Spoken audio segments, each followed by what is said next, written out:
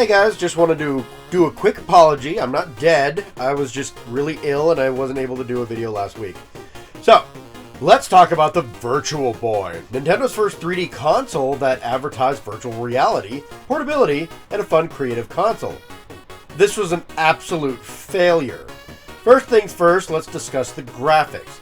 I'm using an emulator to record these games, not just because the Virtual Boy is, really rare, but it's also eye damaging too.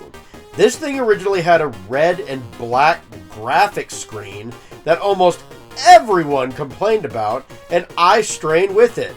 And even a duller purple, these games still kind of bug me a bit. I'm not going to comment on the graphics unless I need to going forward. Let's just say they were literally an issue with every game for the system. Second, the design of the console itself.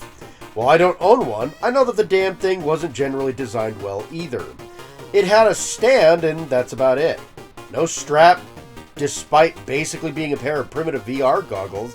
It had a stand that wasn't very adjustable, meaning that if you aren't a particular height, you're going to have some issues with comfortability. Plus, portable was also a bit of a stretch. It wasn't attached to a TV, so technically it was portable, but none of it was convenient to lug around either. Basically, despite being portable, the ideal place was an empty desk or table to play on and hope you are the correct height to maneuver it comfortably. The Virtual Boy was an absolute piece of garbage, and I have no intention of actually buying one and shelling out that much money because they're rare. Games are too. Unless I'm making a lot of money, in which case, yeah, sure, I'd collect them. This is another reason why I'm emulating. The average gamer like me can only really emulate these games as they're locked in this console. Now, that being said, I am going to sample every single Virtual Boy game and mention which ones I recommend for emulation or remaking if you care to try some of these. Except for one. I'm only sampling the games and commenting on how much fun they are for brief times, though. I'm not fully playing these for reviews or anything like that. I'm also not going to mention one particular game as I'm planning on giving it a full review later on down the road, which is Virtual Boy Wario Land. Outside of that, I'm going to be playing every Virtual Boy game, including the Japanese exclusive ones you may not have heard about. I'll be separating them into categories, ones with Nintendo characters in them, one with familiar characters outside of Nintendo, and yeah, sports will be the third category. And then there will be a fourth category for oddball games that are just really weird. Then I'll discuss some prototypes I found lying around, because why the heck not? After that, I'll give my final thoughts on the Virtual Boy and call it a day. So let's get this party started, show off some games, and let's take on the Virtual Boy! Alright, first game on the list, and we have Mario Clash. Mario Clash is a fun and interesting idea that literally they need to revisit. This is actually really fun and a unique sequel idea for Mario Bros. This game has Mario moving around specific platforms and grids, dodging enemies, clearing out Clash Tower. Or sewer-like areas, I guess. You can use the pipes and platforms to dodge enemies and fireballs, and use Koopa shells as projectiles which you can fire left and right, or fire at the platform across the way. You will most likely be firing your shell at the platform in the foreground area though, as most of the enemies need a side shot to be taken out. There are a lot of enemies and traps running from the original Mario Bros. Arcade game, as well as some new ones, putting these guys in a semi-3D game for the first time. I highly recommend trying this one out, even if it, lacks the 3D. And yeah, the lack of 3D does actually throw the game off just a tad bit, but it's still really fun. Nintendo should really remake this in a game that's not, completely red and black. Bring some color to it and negate some of the 3D effects. Yeah, that'll work. Alright. This next one is kind of cheating because it's a sports title, but I'm bringing it up here for obvious reasons. Let's move on to Mario Tennis. Yes, Mario Tennis in 1995. This predates the one on the N64, making this the very first Mario Tennis game ever. Nice. Sadly, emulating this one is a bit rough on some of the graphics, and it simply isn't great to begin with. Again, without proper 3D, it's hard to judge where the ball actually is. I'm also not sure if there are any different stat layouts for characters, but Mario, Luigi, Peach, Yoshi, Toad, Koopa, and Donkey Kong Jr. are really playable, which is awesome. Overall, though, this is almost too bare bones to really recommend. You have 2 shots and nothing interesting happens outside of playing Mario characters. I'd say a pass. Given the history of being the first true Mario Tennis, though, that's actually kind of cool. But you could still pass on this one, and it would probably be fine. Moving right along to Galaxy Pinball, and Galaxy Pinball I thought was going to be one single table. I was wrong.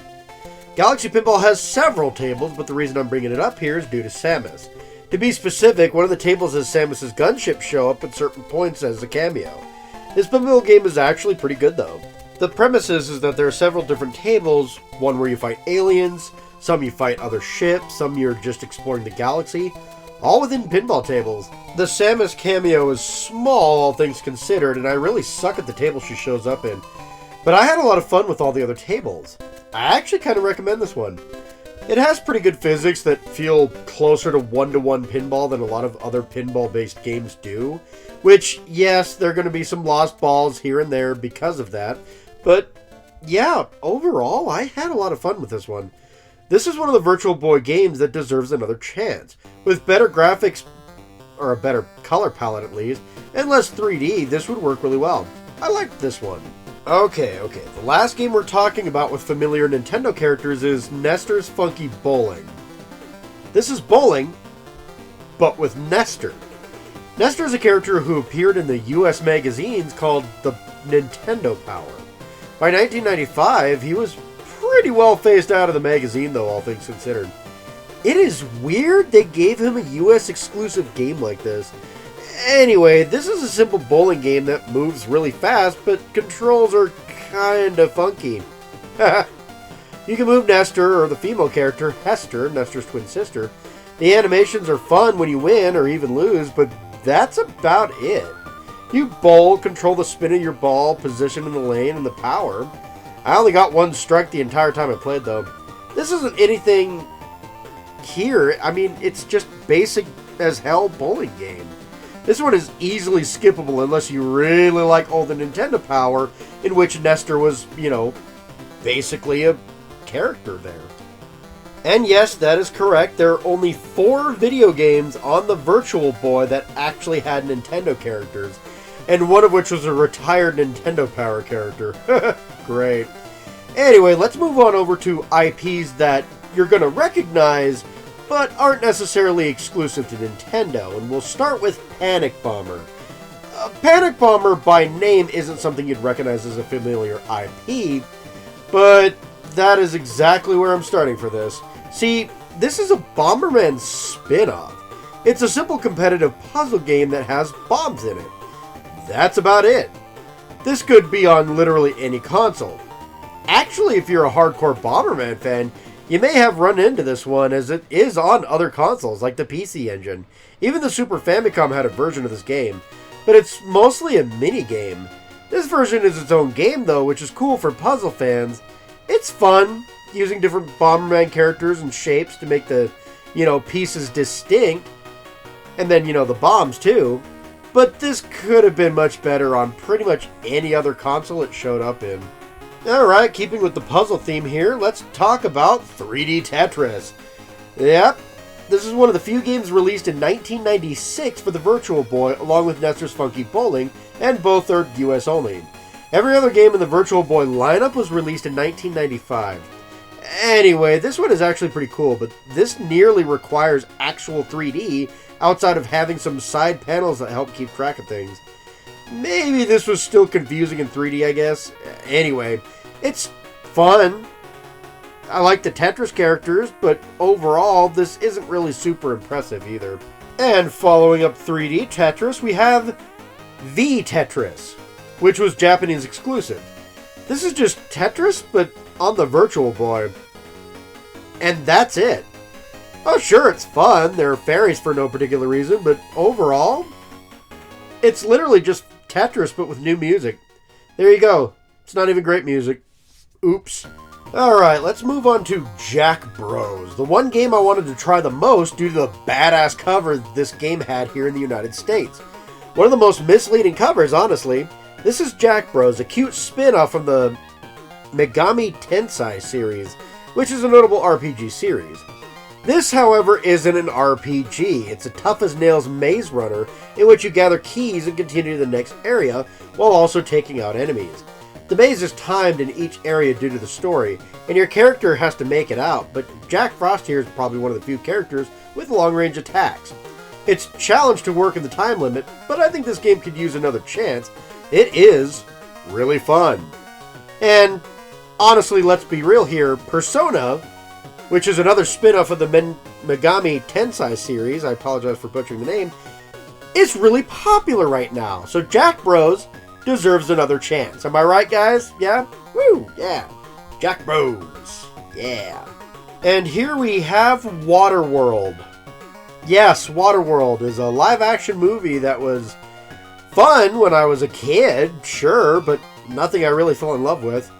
Well, here's the tie-in video game. This is an arcade-like game in which you move around your boat and shoot down a bunch of jet skis. That's about it. It isn't a terrible game, but nothing to do outside of just the arcade mode. And there's really no reason to play this over pretty much any other arcade shooter. Overall, it's okay. Similar to my feelings on the movie, realistically. Although a lot of people say that that movie is really bad, and a lot of people say that this game is really bad. So, I guess that works too. Ah yes, now it's time for SD Gundam Dimension War. Yep, time for some anime, and while I do watch anime, I don't watch a lot of Gundam. Outside of G Gundam, and my fiance's been trying to get me into Gundam Seed. Well, this is a tactics game. This is one in which you move your Gundam soldier and several ships to attack the enemies. However, things are kind of unique here. When fighting, strategy goes out the window as you fire on your enemies and dodge their attacks in a pseudo 3D fight scene. This is actually really cool. Another try to this would be really decent, honestly, and I'd love to see another attempt or more tactical RPGs like this. Too bad this game was already Japanese exclusive, which is why I can't read the story in any way, shape, or form. Still really fun to play, though. Alright, wrapping off the IPs that you're going to be familiar with but aren't Nintendo exclusive, Space Invaders Virtual Collection. Space Invaders, the classic arcade game that I'm really bad at, but it's still really fun. They have the original 2D game and a 3D version. That's about it. Some collection, huh? You can play the original Space Invaders in glorious 2D or 3D, which is kind of cool, I guess, but not really worth the entirely new game. Also, this was another Japanese exclusive, so that's fun, but frankly, this collection is so small, I don't think you'll really all that mind too much on the Japanese exclusivity of this particular one. Alright, it's time to get into some sports titles. And I know I've kind of cheated a little bit because, you know, Nestor had his bowling and Mario had his tennis, but these are just, you know, sports titles, like golf.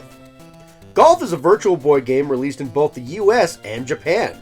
It is basic golf with the Nintendo feel to it. It's an updated version of golf on the NES, more or less. The main difference is you don't play as Mario, and on that emulation, I can't get the game out of 3D mode. So I can't play really well. Overall, it's good, I think, but I can't get it to play in 2D normally, so I can't really play this one overall. Physics are okay, at least they seem to be okay, but yeah, I'm not super great either. Virtual bowling, not to be confused with Nestor's Funky Bowling. This is an interesting take on the bowling line of video games, which I clearly don't play. This game is also Japanese exclusive. You'd think this was the Japanese version of Nestor's Funky Bowling. At least I did. But there are a lot of different physics here, believe it or not. I'm not sure what all of these mean, as I don't play a lot of bowling games, but I'm guessing all of these mean like the spin and power of the ball. I did get better at the game, but overall it's repetitive and overall not that great of a video game. Or that fun, for that matter. But again, I'm no expert. I don't play bowling video games. This next one is another Japanese exclusive, Virtual Fishing. This is a fishing simulator that makes the minigame in Legend of Zelda look kind of complex. You press 2 buttons and somehow catch fish using them. It's pretty relaxing, but I'm not sure how to actually catch the fish. They keep getting away right at the top of the screen. I managed to catch 1 fish, which I think put me in first place. I think you have to tire them out somehow. I'm not entirely sure how, though, as it only worked the 1 time. Overall fun, but I can't read Japanese text either, so who knows? Maybe I'm doing things horridly wrong, and maybe I'm just dumb. I don't know. I can't read Japanese, guys. I'm sorry. I can only talk about these games so much. Alright, because the Japanese really love their sports games, we're going with another exclusive one here. This was a game, Virtual League Baseball, or if you want to get really technical, Virtual Pro Yakkyu 95 in Japan, is a baseball simulator. The game is a bit of a mess, though. This game is similar to baseball on Atari, in which you can control the entire team on the outfield when you try to stop the other players. The pitching is fun, but actually hitting the ball has weird timing through that, I don't know, it just could be my lack of 3D on the game. Yeah, there's actually an American version of this, though, which is where the Virtual League Baseball comes into play. They're both the same game, but the Japanese has a better title. Alright, the last sports game, and I'm only including it here because it kind of felt like a sports game, I guess. Yeah, this is Space Squash, the Japanese only game that is basically space tennis. I'm not sure how to actually smack the bomb back over. Yeah, it's a bomb, and you take damage if you block the bomb ball. You can still take damage if you don't serve the ball back correctly. Basically, if you get hit too much, you can be damaged just like you missed the bomb ball entirely. So, oops. I don't know how to actually return in this game. And there's not enough information online for me to find out how to do it. So, I don't know if this game is good or not. Sorry, guys. But I played it. Couldn't figure it out. Alright, since that last game was kind of less of a sports title and more of one of the more oddball games in the Virtual Boy lineup, let's talk about the miscellaneous or other category. And this next one is really fun. Teleroboxer is a first-person Punch-Out clone that is more or less like the movie Real Steel, long before that movie was actually a thing. Made by Nintendo, I would love to see a remake of this game, or integrate it into Punch-Out proper somehow. Overall, this game is about boxing robots, and you have to be, really skilled, using reflexes to beat up the other robots with some excellent designs. This one I think people should try more, and really deserves another try, as it's simply a fun game with all the quirky boxing characters. It's just not Punch-Out, it's robots. And there's some, unique mechanics because of that, but overall, this game is really fun, and I think more people should play it. Oh, this game is interesting, and by interesting, I mean one of the least interesting games on the list, other than, the Space Invaders one. This is Vertical Force. It's a space shooter bullet hell that you have a high plane and a low plane you can fight on. Basically, you can go above or below while fighting in your airship. Outside of going up and down, there really isn't much different than other shooters of this type. Basically, like most shooters, you move vertically and gain power-ups that boost your power, and you take on boss fights. Fun, but completely skippable. And this game isn't much better. This is Star Fox without the fox. Red Alarm is a 3D space shooter, and honestly, it is literally just like Star Fox on the Super Nintendo, but with lines. This one isn't one-to-one, of course, but they are very similar, and the graphics are okay, but it's hard to make things out because of the graphics too. They're all vector polygons. And honestly, I couldn't even get this out of 3D mode either, so not a game I'd fully recommend. Had fun, but not enough to really give it the old thumbs up of approval either. Alright, now let's talk about Virtual Lab, a Japanese exclusive game that's a puzzle game that basically has you connecting intestines. This one's kind of gross and a little rough. The game has you closing intestines and a busty girl on the right dances around. I guess this is supposed to reflect the game's creator a bit. However, the designer is an adult transgender female and the girl is described as a teenager, so yeah, the actual company the designer worked for. Clearly, she didn't see eye to eye with the company J-Wing. The development was supposed to reflect difficulties of trans surgery, and J-Wing altered some things. I'm not sure if they did it to make the game more accepting to the general public, or, you know, what exactly was going through their heads, but in today's climate, this probably comes off as being worse now than it did back in 1995. But, I mean, I don't know, even in 1995, that's kind of a rough situation to have. I feel bad for the designer. It's never fun when a company basically tells you your vision isn't what they're looking for. Especially when they're, you know, paying you specifically to make the game, am I right? Oh wow, I'm gonna butcher this title. Innsmouth no Yakata, which loosely translates to Mansion of Innsmouth, I think. I'm not a professional translator, guys. This is based on the H.P. Lovecraft story, The Shadow over Innsmouth, and is a horror game which is fun but difficult. The game has you exploring a floor, picking up items, and killing monsters by shooting them. Couple of issues though. The shooting is weird. You can't aim your reticle, to my knowledge, and you have to wait for the monster to basically move into your target reticle before you can shoot, or else you're just going to miss. If you're too close to the monster, it will be able to dodge your attacks relatively easily and attack you. This isn't too difficult to get used to, but the time limit is a beast. You have a limited time to get to the next floor, and actually getting there under said time limit is the toughest part of the game. Still, it's rather fun though. This one may deserve a remake, but I'm not sure how the copyright would go, so I might just recommend playing this via emulation. Fun though. Why this is a Japanese exclusive, I'll never know. Is H.P. Lovecraft really popular in Japan? Or maybe the copyright couldn't get over here overseas, and by the time they got the copyright worked out, the Virtual Boy was already crashing? I don't know. But this is probably one of the most interesting games I have found for the Virtual Boy, because nobody has talked about this game at all. I did not know this was a thing until doing research. And it's probably because it's Japanese exclusive, but it's an H.P. Lovecraft video game. That's kind of cool. Yeah, just my thoughts anyway. I suppose technically that last game could have went into IPs that were familiar because, you know, it's again based on an H.P. Lovecraft story, but I don't think it was a direct translation of one. I think it was just based on, I don't know. It was weird. I thought it was cool. Let's talk about some prototypes and go into Space Pinball. Space Pinball is one of the prototypes I found ROM-wise. I think this could be the ROM 2 Galaxy Pinball, or the prototype to it. So some of the concepts seem kind of familiar. This isn't as fun, but the unique tables are kind of interesting. They just aren't fleshed out as the actual game. Nothing much to note here. This is basically just a prototype of pinball.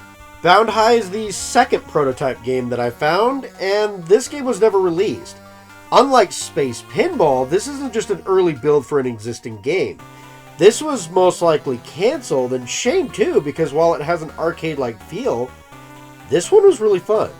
You bounce on tiles and work to bounce on enemies. The biggest issue here is that bouncing is difficult to control, and if you mess up, you could land outside the tiles, which means, you know, death. This game actually has decent boss fights too during my sampling of it, and that's pretty cool. Not terrible and fun, but too simple to recommend. It's still fun, but it's arcade-like, and due to the simplistic nature, I would say you should try it if given the chance, but you aren't missing much if you don't play it. Still, shame it never got published. At the end of the day, while the console was absolute garbage, most of the games on here are actually pretty decent overall. None of these are really super bad games. That being said, Mario Clash, Teleroboxer, and the Inmouth game, Galaxy Pinball, and Jack Bros all deserves a second chance of some type. The other games are mostly not terrible, but there are a few that aren't the greatest here either. The Space Invaders game is kinda lame for a collection. Panic Bomber isn't great either, as it's a puzzle game that you can play elsewhere. Space Squash I literally couldn't figure out, same with the fishing game. But the rest of the games are okay. The problem is that they're just either too plain, can be found elsewhere, or just not great. Yeah, 3D's not great. Still, this was an interesting thing to try. I recommend trying out emulation if you can't afford a Virtual Boy. It's easier on the eyes that way anyway. Overall, I do think Nintendo should do something with some of these games, but maybe it isn't in the cards either. At the end of the day, that completes my review of the Virtual Boy. If you liked the video, please like, subscribe, comment, and hit the bell for live updates. In the meantime, thank you all for watching my videos, and hopefully you get to see a game that maybe you didn't know about, or maybe you're kind of curious about, and you're going to go emulate it now, you know. Like I said, there's only really 5 that I super recommend, and everything else is either too plain Jane or not great in the first place. But none of them are super bad either, so you're not doing yourself a disservice by, you know, playing the actual games. Either way, take care, my minions. Bye-bye. Yeah, I'm still kind of under the weather. Anyway, bye-bye.